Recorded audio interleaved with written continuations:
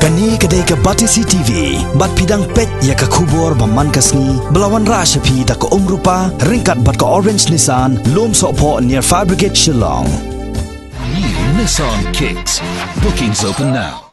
Ka Meghalaya State Commission for Women, ringkat ke Jentrelang, bat katnat social welfare, bat ka International Justice Mission, na Nongba Kolkata jong ka West Bengal, ha ka Shipau Terik mentau naitung 8,000 kat kendai. Kila penlong ya ke lempung ya tai, hapo ki saudong kenro. Halor ke pang pedeng, kumno bante alakam, ya ke jingsha pengop ki kentai, haki kam auria ki baharukom.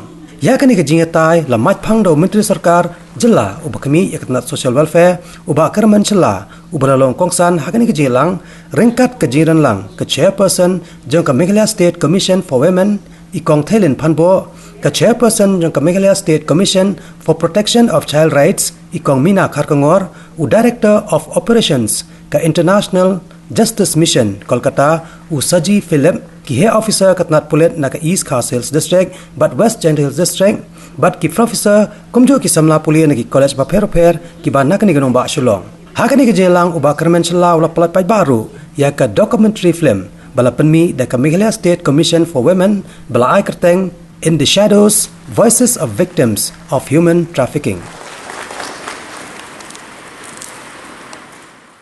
As per Meghalaya Police website, a total number of 20 cases of human trafficking have been reported, of which 14 victims were rescued in 2012. And as per the latest figures of the cases reported on the 2018, with 17 of trafficking. It is a matter of great concern for our society, where women especially those from economically disadvantaged and marginalized communities face an increased risk of exploitation.